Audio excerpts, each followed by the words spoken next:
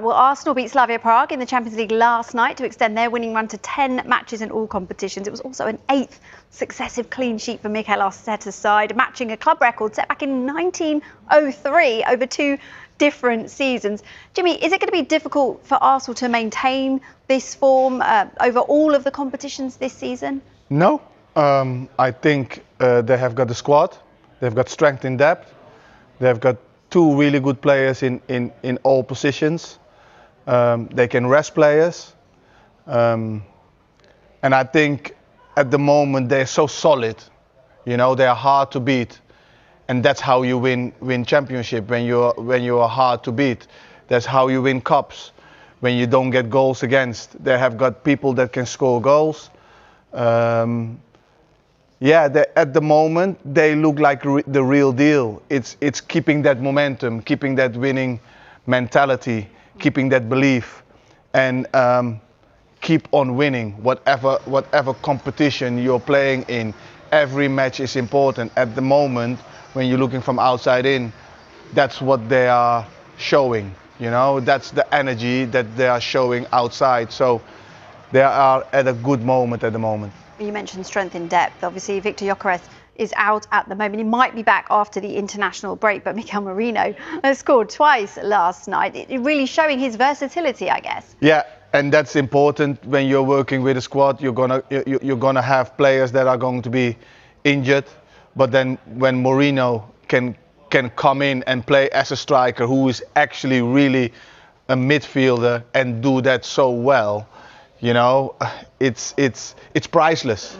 It is priceless having that kind of player in your squad. The good thing about him is he's very calm in front of the goal, and he knows where the back of the net is, and that helps when you're playing as a striker. Well, speaking of injuries, okay, like we talk about how good they are defensively, and if we look at like how solid they have been, Gabriel and Saliba celebrated that clean sheet at full time. I love the way they celebrate those wins as well in terms of clean sheets. But just how key is it that those 2 remain fit? Very. They are the best 2 defenders that Arsenal have. They like playing with each other. They look very, very, very good together. They complement each other. As a duo, you might say that they are the best in the league as a defensive duo. Do you say that? If you look what is around in the league, you would say yes. Yeah, they score goals, set pieces, the centre halves. It's very important. It's very important having your centre halves and having clean sheets. And sometimes we forget. We look at goal scorers, and I was one, you know. But it is important for a team to be able to keep clean sheets. If you keep clean sheets, you in a way only need to score 1 goal, and they at the moment show that they can keep clean sheets, and they are celebrating that like they have scored a goal, and rightly so. Well done to them. They look solid at the moment. They look very good. They created another piece of history as Max Dauman, at the age of 15 years and 308 days old, became the youngest player to feature in the Champions League. Yeah. So young, but having such a big impact. How impressed are you by his ability? And he looks so young as well, doesn't he? That is the nice thing about it. You know, that is the nice thing about it. When he comes onto that pitch, he looks like a baby, but he doesn't play like a baby. He takes the ball. He plays really mature. He's not scared. He's only 15, but he plays without fear, you know. And that's. Do you think that's partly because of his age? Yeah, because he doesn't know what can go wrong. He hasn't experienced that yet. What makes that right? What I like is he's not afraid to be tackled, you know. And that's a good thing to have as a wide player or a number 10. And he's got a bright future ahead. He's really, really, really good. Oh, I bet his family don't like watching him getting tackled. His little baby on there. No, he's great though, isn't well, he? That's going to happen, isn't it? Now, unfortunately. Look, 2 of Max Dauman's Arsenal teammates are in the top 10 of estimated transfer values for teenagers. This is according to the Centre International d'Etudes du Sport. Now, Dauman isn't on the list yet because he's not on a professional contract just yet because of his. Didn't we? Arsenal had played before that. We had a double header of North London clubs yesterday. 3-0 in the end that they won in their game, and there were this brace that was scored by a stand-in striker with Bukayo Saka, with obviously the injury for Gyökeres. Arsenal, it was almost like they were just sort of going through the motions, Owen. Yeah, I mean, they're just so good defensively, but obviously Bukayo Saka, I mean, he must be getting close to being a centre forward with the amount of goals that he scores. He's absolutely unbelievable, and obviously I think the size of this Arsenal team is such a thing. Even McKelly's big physical presence. You got, you think about Gabriel in there. You got Declan. They have this physical presence. Max Daumann obviously coming on. I mean, what a story, 15 years old. I hadn't even moved to Munich to get into the academy. I was 16 years old. This kid comes on, and the remarkable thing about him is he plays with such composure. It's remarkable. He looks like he belongs, and really, really happened for him. He's a special, special player. Max Daumann, youngest player at 15 years of age to play in the Champions League, a record that is just, an incredible record for a teenager, and a young teenager at that. We'll talk more about... That's what we said. They didn't win the title last year. They didn't win the Champions League last year because they didn't have a centre-forward. Mourinho was mainly that centre-forward. Stewie, I'm not disagreeing. I'm just saying that I felt it coming. Oh, no. Jurgen, there was always going to be a but somewhere, wasn't there? Yeah. In your prime, Jurgen, do you think you could score against this Arsenal team? Oh, come on. Oh, no. I mean, obviously, for a former Tottenham player, there was nothing nicer than scoring against Arsenal. For sure. But no, it's impressive. I mean, also, they are on the run as well. Not as much as Bayern Munich at the moment, but, they have now 8 consecutive games without conceding a goal. They're looking strong. They're going very strong in the Premier League. So you can only give them compliments at the moment. It seems to fit everything. Can you give them compliments, Stevie? Not backhanded ones like Stuart Robson. Proper compliments. Yeah, I'm kind of going to go down the Robbo route here. Oh, no. Well, I don't know why I even tried. Well, it's just what he said, that it's complacency is going to be their biggest problem, or their only problem. Because I agree with Robbo 100%. And it would be a crime if Arteta and his coaching staff let that happen. Because that is the only thing, really, that can trip them up. They've got themselves in an incredible position in the Premier League. And so, yeah, complacency is their biggest enemy right now.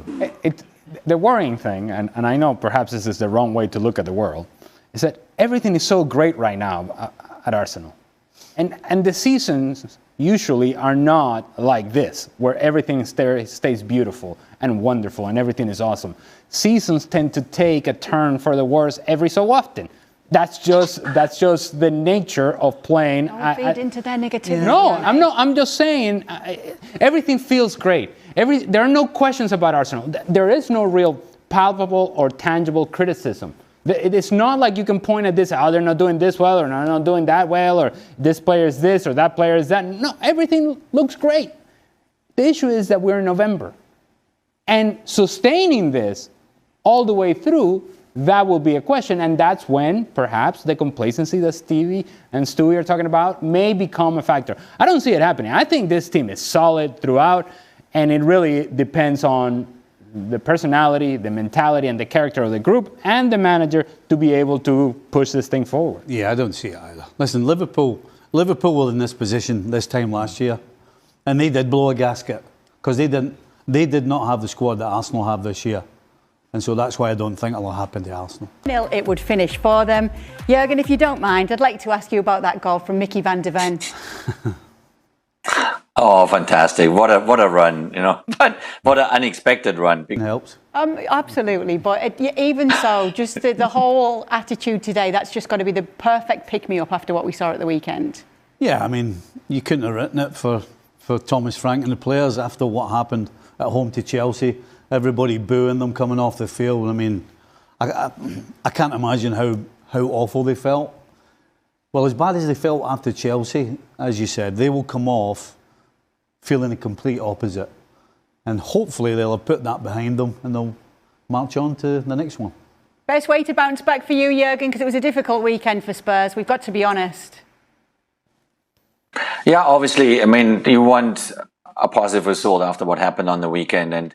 And to build consistency, I think this is Tottenham's biggest kind of concern right now is to get the right balance, in the Premier League, in their performances, not only the results, but also in their performances, and then, add something special to it then in the Champions League campaign. And this is not easy. This is a difficult task for the manager and for the players. But obviously the expectations over the last years at Tottenham, they got bigger. They want to see trophies. They want to see something special. And when you have bad performances, and especially with Chelsea, then a major rival, then you have now the fans. They express their feelings and boo them. And the best way to respond to that is obviously by winning the next game. And thanks God, Copenhagen helped a little bit with it as well tonight. Balogun and Ricardo Pepi score here. Who should be the number 9 for the US, Jurgen? Here we go.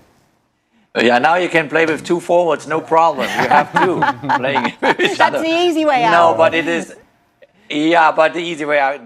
This is what you need. If you're obviously a big fan of the U.S. national team, you want your strikers to do well. You want your strikers to score goals, and they are in Europe and they're fighting their way through.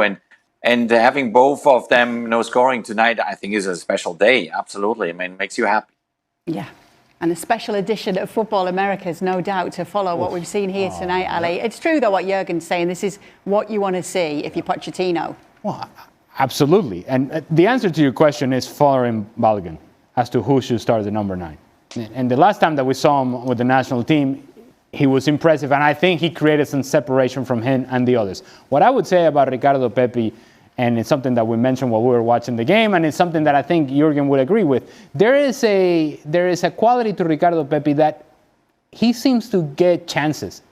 He plays 5 minutes, he gets a chance. He plays 10 minutes, he gets a chance. It's reminiscent of a player that Jurgen had at the World Cup in 2014 in Chris Wondolowski.